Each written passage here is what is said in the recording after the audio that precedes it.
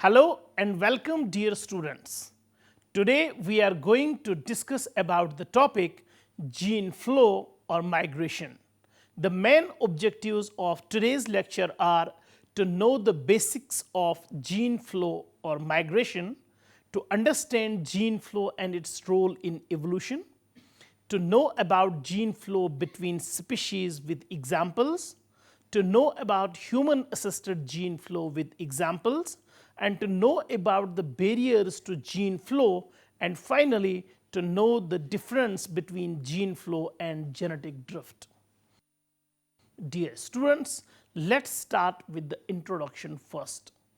Gene flow is an unifying force that prevents populations from diverging.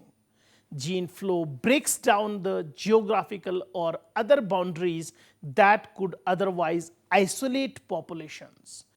As a result of isolation between populations and the consequent limitation in exchange of genes, populations will diverge by genetic drift or as a result of selection for alleles that adapt each population to its local niche.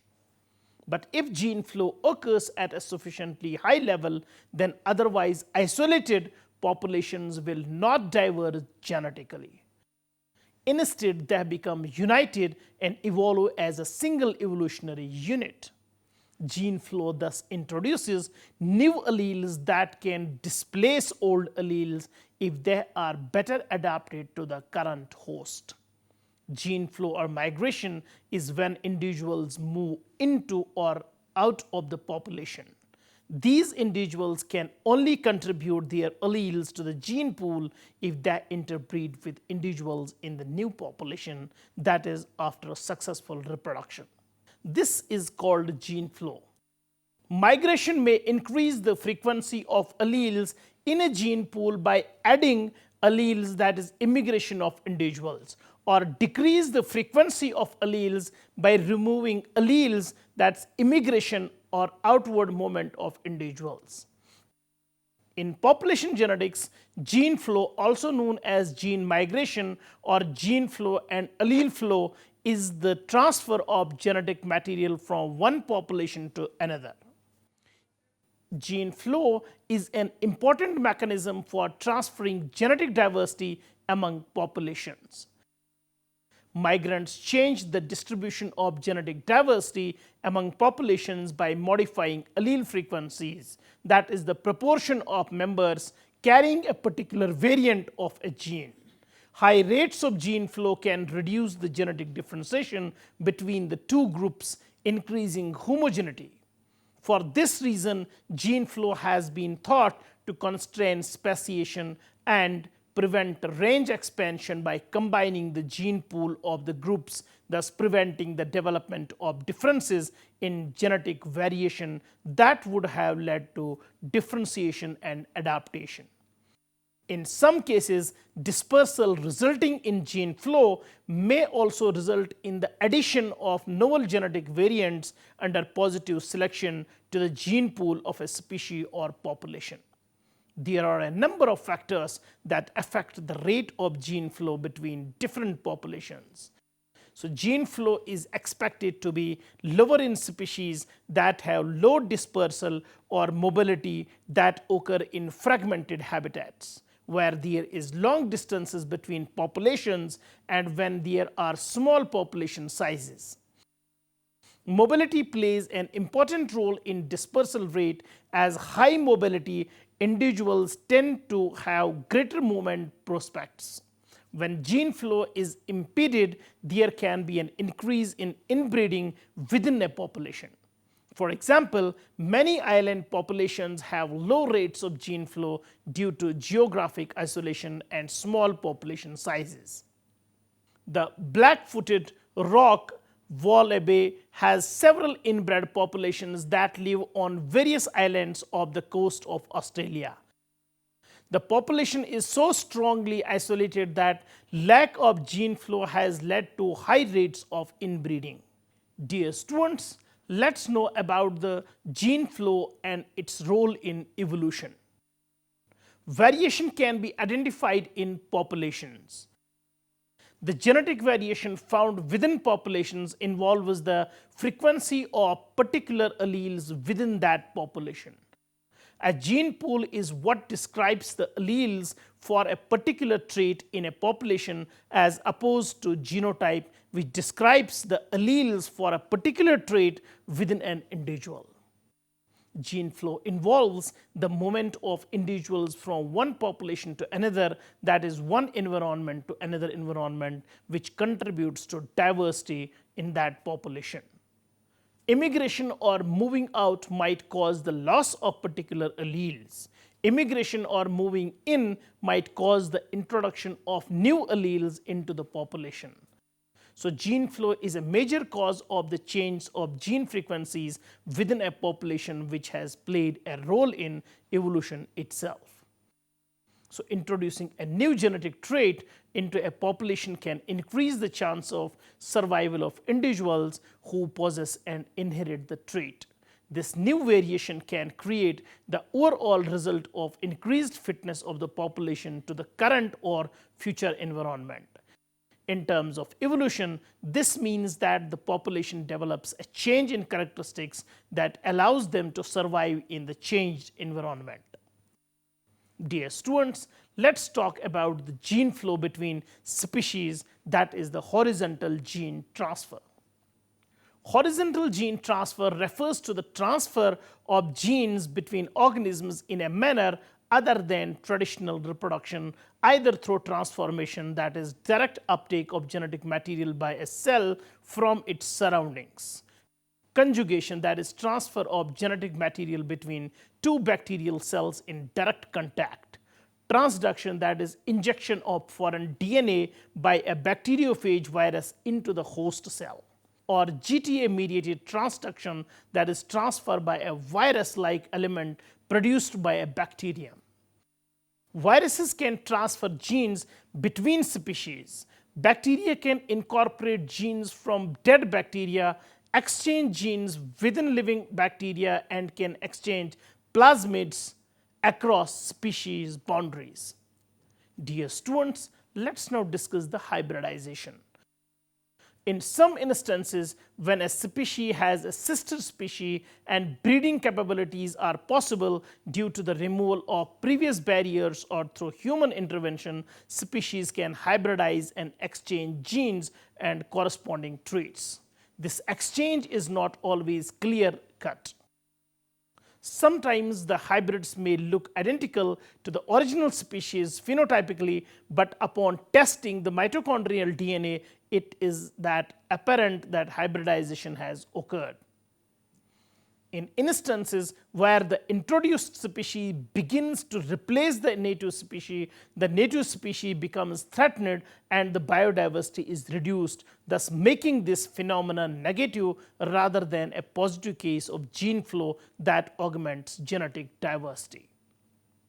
Introgression is the replacement of one species' alleles with that of the invader species. It is important to note that hybrids are at times less adapted than their parental generation, and as a result is a closely monitored genetic issue, as the ultimate goal in conservation genetics is to maintain the genetic integrity of a species and preserve the biodiversity. Now let us discuss the examples. Mostly gene flow can greatly enhance the fitness of a population. It can also have negative consequences depending on the population and the environment in which they exist. The effects of gene flow are context dependent. First, the fragmented population. Fragmented landscapes such as the Galapagos Islands are an ideal place for adaptive radiation to occur as a result of differing geography, and likely experienced allopatric speciation in some part due to differing geography. But that doesn't explain why we see so many different kinds of finches on the same island. This is due to adaptive radiation or the evolution of varying traits or characters in light of competition for resources. Here, gene flow moves in the direction of what resources are abundant and at a particular time. Now the second one is island population. The marine iguana is an endemic species of the Galapagos Islands, but it has evolved from a mainland ancestor of land iguana. Due to geographical isolation, gene flow between the two species was limited. The differing environments caused the marine iguana to evolve in order to adapt to the island environment. They are the only iguana that has evolved the ability to swim. Now the human population. In Europe, Homo sapiens interbred with Neanderthals, resulting in gene flow between these two populations. This gene flow has resulted in Neanderthal alleles in modern European population. Two theories exist for the human evolution throughout the world. The first is known as the multi-regional model, in which modern human variation is seen as a product of radiation of Homo erectus out of Africa, after which local differentiation led to the establishment of regional population as we see them now and as is represented in the figure. Gene flow or migration plays an important role in maintaining a grade of similarities and preventing the speciation. In contrast, the single origin theory assumes that there was a common ancestral population originating in Africa of Homo sapiens, which already displayed the anatomical characteristics we see today.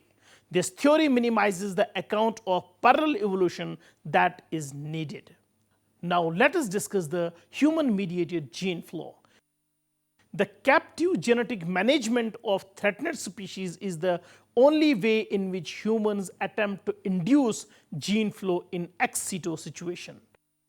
One example is the giant panda, which is part of an international breeding program in which genetic materials are shared between zoological organizations in order to increase genetic diversity in the small populations.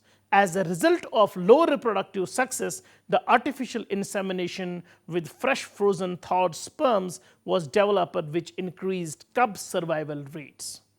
Dear students, let's now discuss the human-assisted gene flow. First, the genetic rescue. Gene flow can also be used to assist species which are threatened with extinction. When a species exists in small populations, there is an increased risk of interbreeding and greater susceptibility to loss of the diversity due to drift.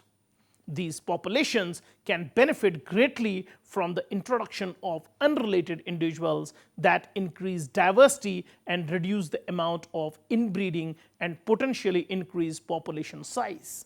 This has been explained with two bottlenecks strains of Drosophila melanogaster or fruit fly, in which crosses between the two populations reversed the effects of inbreeding that results to greater chance of survival in not only one generation but two. Now let us discuss the genetic pollution. Human activities such as movement of species and modification of landscape can result in genetic pollution, hybridization and genetic swamping. These processes can lead to the homogenization or replacement of local genotypes as a result of fitness advantage of the introduced plant or animal variety. Non-native species can threaten native plants and animals with extinction by hybridization or introgression, either through purposeful introduction by humans or through habitat modification, bringing previously isolated species into contact. This process can be especially detrimental for rare species coming into contact with more abundant ones, which can occur between islands and mainland species. Interbreeding between species can cause swamping of the rare species gene pool, creating hybrids that supplant the native stock. The extent of this phenomena is not always apparent from outward appearance alone. So while Some degree of gene flow occurs in the course of normal evolution. Hybridization with or without introgression may threaten a rare species existence.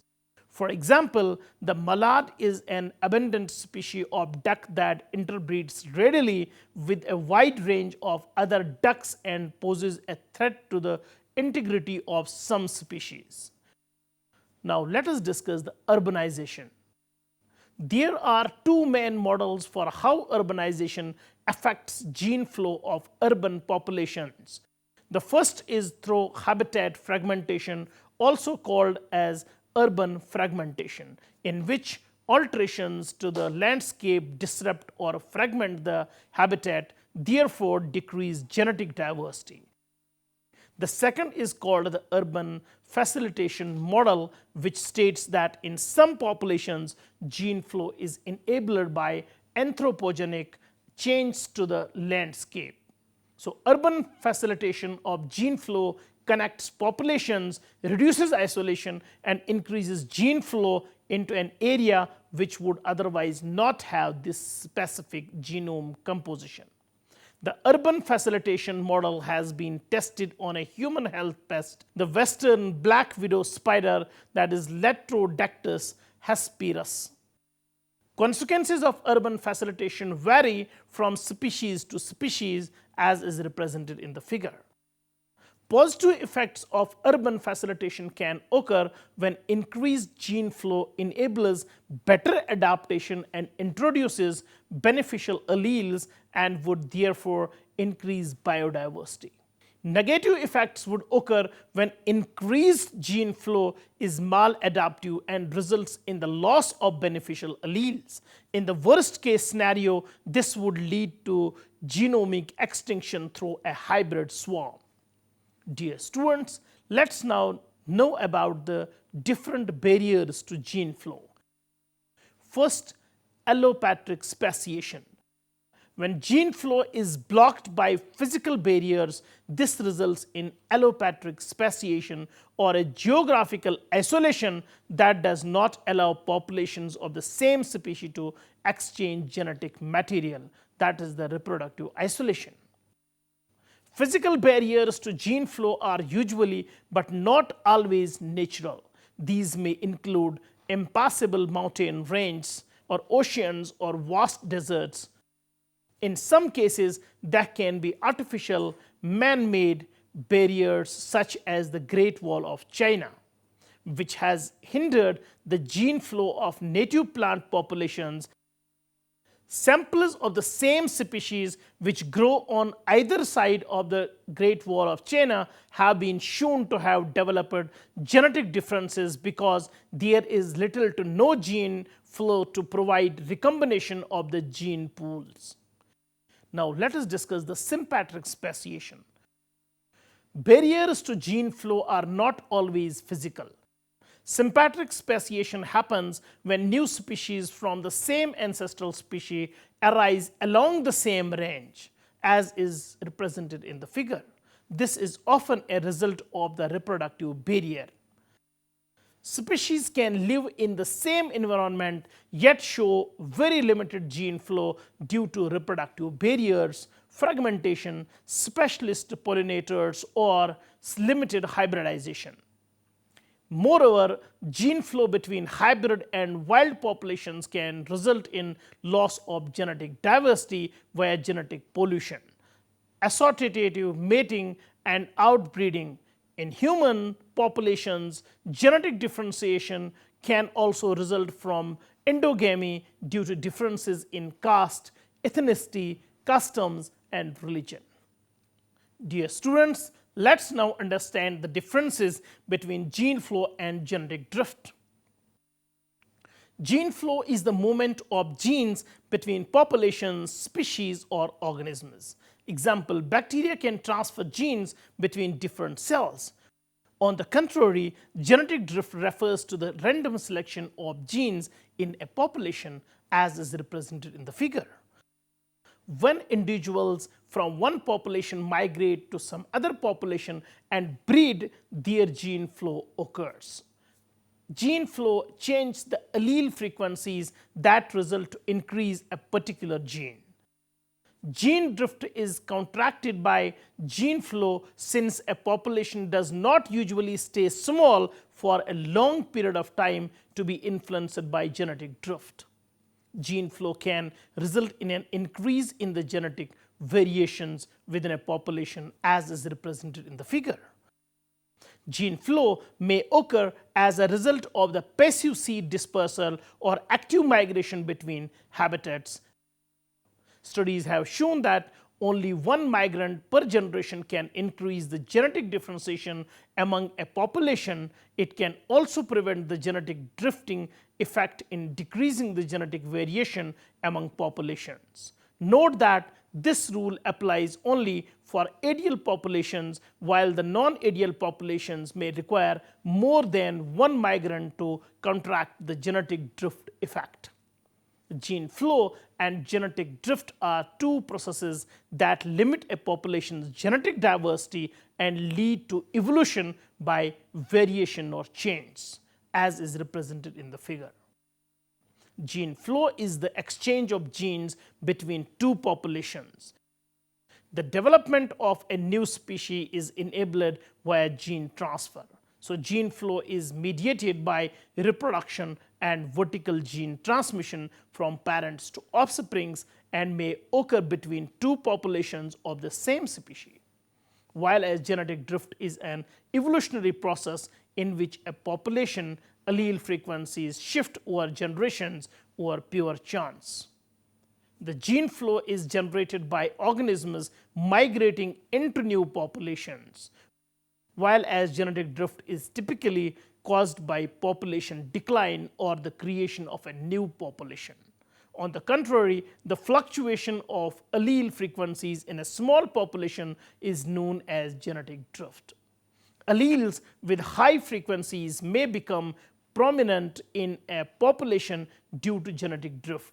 The influence of each occurrence on a population's allele is the key distinction between gene flow and genetic drift. Dear students, let's now summarize the lecture. Gene flow is a collective term that includes all mechanisms resulting in the movement of genes from one population to another population. Gene flow generally occurs within a species, but examples of interspecific gene flow are known. Migration is sometimes used synonymously with gene flow, which is correct when migration between established populations is the mechanism of gene flow. Gene flow can also be due to the movement of gametes, the extinction and recolonization of entire populations, or the movement of extranuclear segments of DNA such as mitochondria, plasmids and viruses. Gene flow is a fundamental agent of evolution based on the dispersal of genes between populations of a species. It involves the active or passive movement of individuals, plants, animals, gametes or seeds. Gene flow involves not just dispersal but also the successful establishment of the immigrant genotypes in the new population. Gene flow tends to homogenize linked populations, and lack of gene flow permits interpopulation differentiation.